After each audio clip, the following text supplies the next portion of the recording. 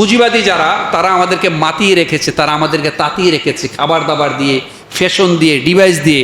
আমাদের সন্তানগুলো যারা আছে, কোমলমতি সন্তান, তাদেরকে হাত করতে চাচ্ছে। এই যে খাবারের ব্যাপারে গত 1-2 যুগ ধরে এত বেশি খাবার খাওয়াচ্ছে আমাদেরকে, এই যে আমরা রেস্টুরেন্টে হোটেলে খাবার খাচ্ছি, আসলে কি খাচ্ছি? আপনি কি আসলে শান্তিতে খাচ্ছেন?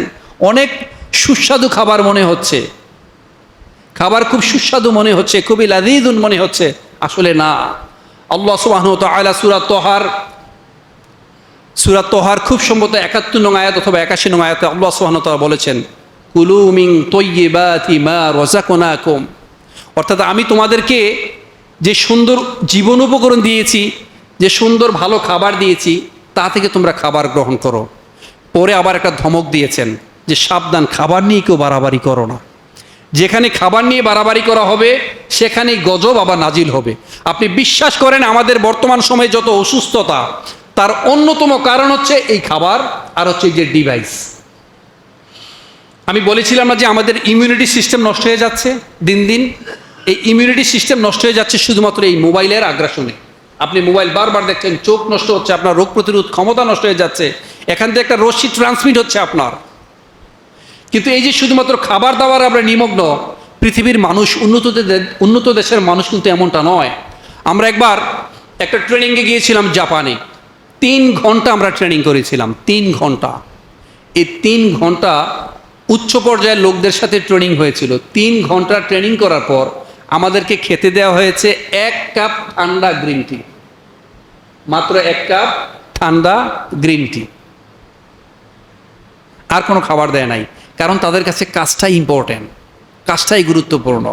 থাইল্যান্ডে একবার একটা ট্রেনিং সেশনে একজন স্মার্ট লোক, খুবই সুদর্শন, সে এসে টেবিল পরিষ্কার করছে। আমাদের তো আসলে আত্মহমিকা বেশি, আমাদের তো আত্মম্বরী ভাব বেশি, আমাদের ভাবের চেয়ে ভঙ্গি বেশি, আমাদের গায়রত খুব বেশি কাজ করে, আমাদের খুব বেশি পার্সোনালিটি কাজ করে।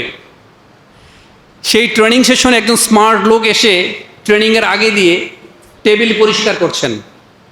তাকে দেখে আমাদের বাঙালি ভাই যারা আছেন তারা বলছেন, হায় রে, এত সুন্দর একটা লোক, এই চাকরি করে, আইসা ক্লিনারের কাজ করে তিনি টেবিল পরিষ্কার করছেন। কিছুক্ষণ পরে যিনি টেবিল ক্লিন করছিলেন তিনি দাঁড়িয়ে বলছেন, good morning, today I am the resource person.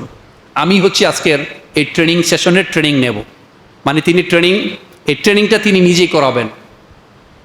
আর আমাদের দেশের মানুষ, আপনারা জানেন গত কয়েকদিন আগে একজন নোবেল লরিয়েট, যিনি নোবেল পেয়েছেন পদার্থবিজ্ঞানে, তিনি যখন পেয়েছেন এই নোবেল, তাকে ফোন দিয়ে পাচ্ছে না। অনেকক্ষণ চেষ্টা করার পর যখন তাকে ফোনে পেল, অনেকক্ষণ চেষ্টা করার পর যখন তাকে ফোনে পাওয়া গেল, তিনি তখন ক্লাসে। তিনি ফোন ধরে বলছেন, আপনি ফোন রাখেন, আমি ক্লাসে, আমি স্টুডেন্টদেরকে শিক্ষা দিচ্ছি। আমাদের দেশের মানুষ হলে আমরা কি করতাম?